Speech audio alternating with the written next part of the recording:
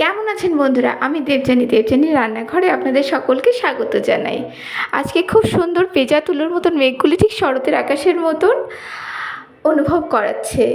সেই সঙ্গে মাঝে মাঝে ফুরফুরে একটা বাতাস স্পর্শ করে জানান দিচ্ছে সামনেই কিন্তু আর খুব বেশি দেরি নেই পুজো আসবার। তো বন্ধুরা, স্কিপ না করে দেখতে থাকুন আজকের রেসিপিটি।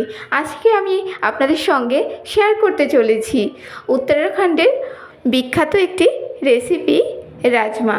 তো ওখানে ওরা রাজমাটাকে ফেন্না ঝরা ভাত, সঙ্গে রাজমা এবং সেই সঙ্গে পাঁপড় এবং শসা, দুপুরের একটি সুন্দর লাঞ্চ মেনু। তো সেখান থেকে আমি রাজমাটিকে আপনাদের সঙ্গে শেয়ার করব। তো বন্ধুরা, স্কিপ না করে দেখতে থাকুন এবং আমার সঙ্গে থাকুন। আমি রাজমাটিকে ওভারনাইট সোক করে রেখেছিলাম এবং তারপরে 6টি সিটি দিয়ে সেদ্ধ করে নিয়েছি। আমি রাজমা এবং রাজমার জলটিকে আলাদা আলাদা করে নিয়েছি। এবার আমি গ্যাস ওভেনে একটি ফ্রাই প্যান বসিয়ে দিয়েছি, আর পুরো রান্নাটিকেই আমি সর্ষের তেলে করব, তো সর্ষের তেলও দিয়ে দিয়েছি। সেই সঙ্গে ফোড়ন হিসাবে এখানে আছে তেজপাতা, একটি শুকনো লঙ্কা এবং গোটা জিরে, সাথে সাথে আমি হিং ফোড়নও দেবো।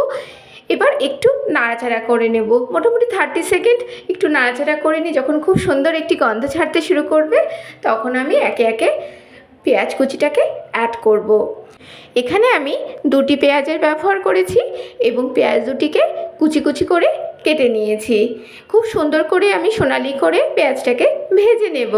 ভাজা হয়ে গেলে আমি এখানে 2টো টমেটো লম্বা লম্বা করে কেটে নিয়েছি, সেটাকে এবার অ্যাড করে দেব।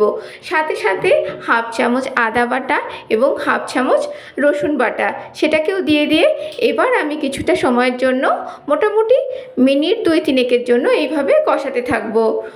আমি সুন্দর করে এবার একটু কষিয়ে নেব। এবার আমি একে একে মশলাগুলিকে অ্যাড করে দেব। প্রথমে জিরে গুঁড়ো, তারপরে ধনে গুঁড়ো, সঙ্গে সঙ্গে লাল লঙ্কা গুঁড়ো, হলুদ গুঁড়ো, স্বাদ মতন লবণ, আমচুর পাউডার, এই সমস্ত উপকরণগুলিকে দিয়ে এবার আমি নতুন করে আবারও কষাতে শুরু করব। আবারও 2-3 মিনিটের জন্য আমি এভাবেই কষিয়ে যাব। আমার সকল বন্ধুকে অনেক অনেক আন্তরিক ভালোবাসা, এবং সেই সঙ্গে আমি নতুন বন্ধুদের কাছে অনুরোধ করব আমার চ্যানেলটিকে অবশ্য করে সাবস্ক্রাইব করুন এবং পাশে থাকা বেল আইকনটিকে প্রেস করুন, তাহলে ফার্স্ট নোটিফিকেশান আপনাদের ফোনে পৌঁছে যাবে।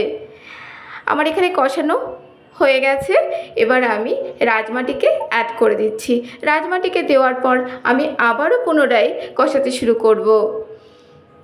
যত ভালো করে কষানো হবে, এই রাজমা রেসিপিটিও দুর্দান্ত স্বাদের খেতে হবে।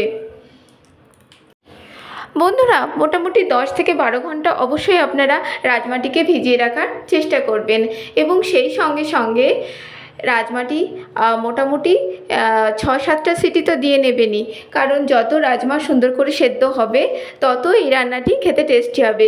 কিন্তু এটাও মাথায় রাখতে হবে রাজমা যেন ভেঙে না যায়, তাহলে কিন্তু খেতে অতটা সুন্দর লাগবে না এবং দেখতেও সুন্দর লাগবে না।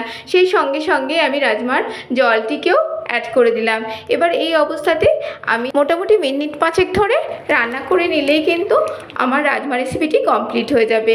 নামানোর পূর্বে আমি তড়কা মশলা এবং 1 চামচ পরিমাণ চিনি অ্যাড করব। আপনারা এখানে চাইলে গরম মশলাও দিতে পারেন, কিন্তু তড়কা মশলা দিলেই এই রান্নাটির স্বাদ ঠিকঠাক করে পাওয়া যাবে আর খেতেও দুর্দান্ত হবে। তো অবশ্য করে আপনারা কিন্তু বাড়িতে এই রেসিপিটি ট্রাই করবেন বন্ধুরা। আশা করি আপনাদের উত্তরাখণ্ডের পার্বত্য এলাকার এই পদটি ভালো লেগেছে। ভালো লেগে থাকলে অবশ্য করে একটি লাইক করবেন, শেয়ার করবেন এবং কমেন্টস করবেন, এবং আপনাদের মূল্যবান মতামত অবশ্য করে আমাকে জানাবেন। আমার সকল বন্ধুদেরকে আন্তরিক ভালোবাসা এবং শুভেচ্ছা জানিয়ে আজকে বিদায় নিচ্ছি।